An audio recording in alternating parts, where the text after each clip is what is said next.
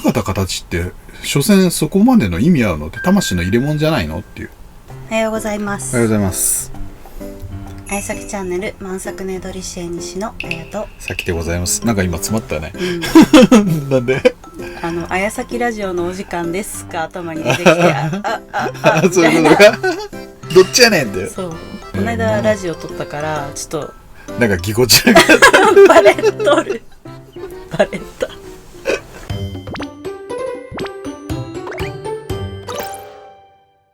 じゃあやっていきますか。はい。本当増やさんとかないけど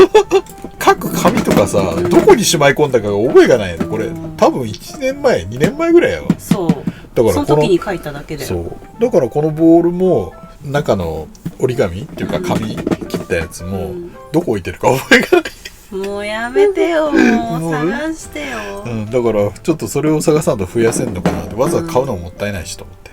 ということでいきますよ。まだいました。は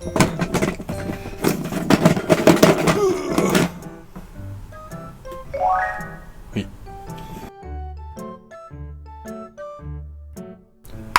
気をつけてよ。意外とお腹空いててさ、頭回ってないかもしれない途中で食い出すかもしれんよじゃん。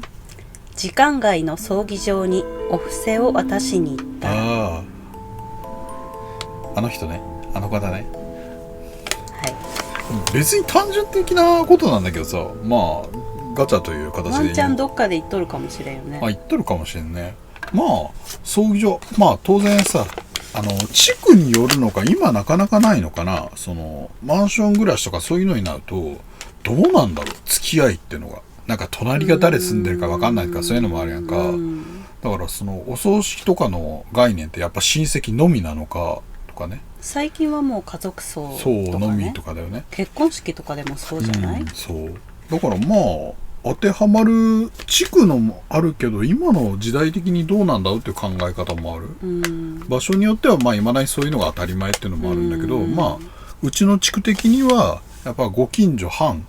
地区の藩が亡くなる方がいると、そこの地区のね、何々区何々藩ってあるやんか。一般二藩三藩四藩とか、藩引く日払ったりさ、あるやんか。どこでもあるやん大体ね、でコミュニティとか、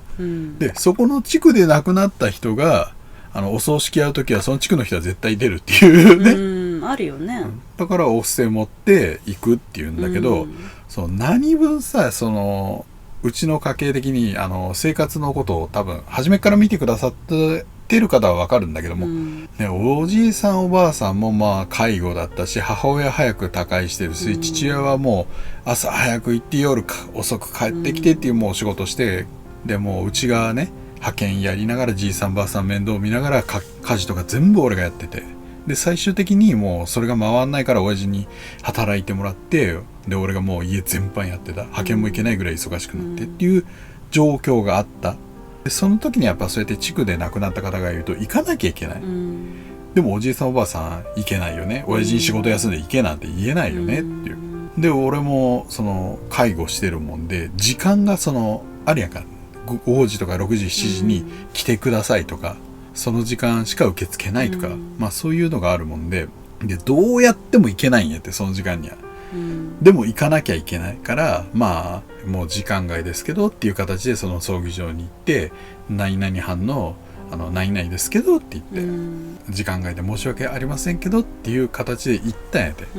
そしたら誰もやっぱ時間外でおらへんだって、スタッフも、受付とか準備はしっかりしてあって、ちょうどお昼ぐらいだったかな、誰もおらへん。マジどうしよう、これお金だしなっていう、置いてくわけにいかんしなと思って、で一応地区だからそこの人の家の番号が分かるから電話かけてもおらへんねん、やっぱ。どうしようなと思って、でうろうろしとったらおばあさんがひょこって出てきて、ああ何々さんちの子かって言われて、ああご無沙汰しておりますって言って、ほんでまあ今回まあね挨拶をして、時間外で申し訳ありませんけどこちらよろしくお願いしますっていう形で私で、あそうかそうかって言われて、まあちょっと家族だけの待合室だけどお茶ぐらい出すでこっち来てって言われてさ、すいませんってまあさすがに無下に断れんもんで行って、そこの家族用の部屋なんかちょっととこに行って、ほんで座らしてもらって、ほんでおばあさんがちょこちょこちょこって歩いてってさ、持ってくるからって言われてさ、はいよろしくお願いしますって形で、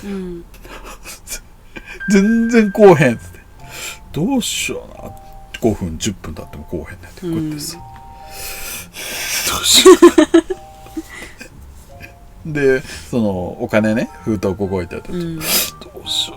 うな、勝手に帰るのも失礼だしなと思って、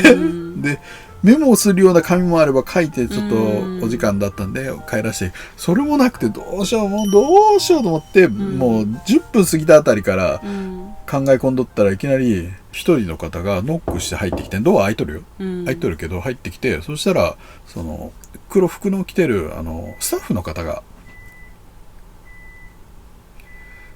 洗濯機止まりました。喪服を着てた、今黒服言っちゃったけど俺喪服を着てたスタッフの方が見えて、もうバッチつけとるもんでスタッフだって分かるんやって、そしたらあれどちら様でしょうかって言われたもんで、いや同じ班のこういうものですけど時間外で申し訳なくて今おばあさんにお通しされてちょっとお金持ってきたんでさすがに手渡しで受け取ってもらわないとまずいんでっていう説明をしたんやで、おばあさんって言われたもんで、はいおばあさんでって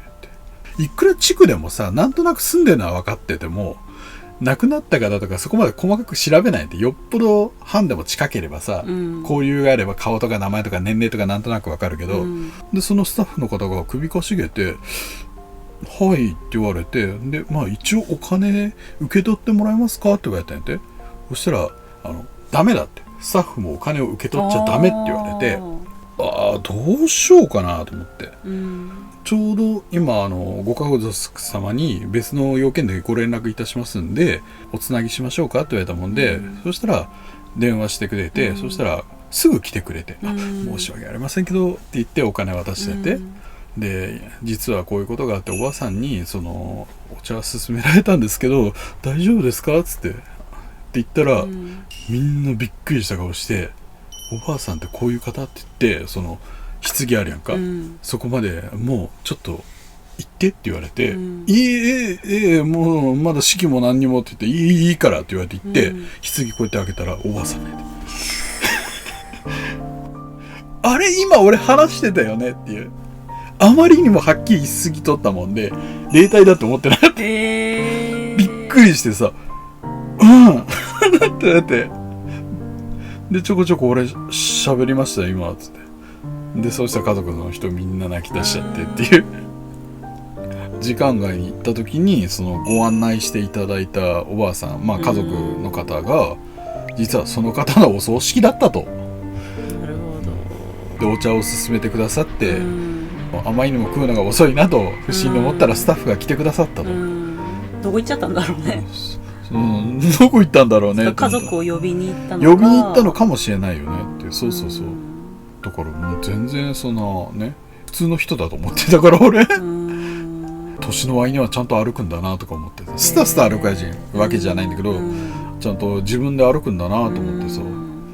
へえと思って、だからそんな風に案内されたというか。じゃあもう亡くなったことを自覚してたのかな。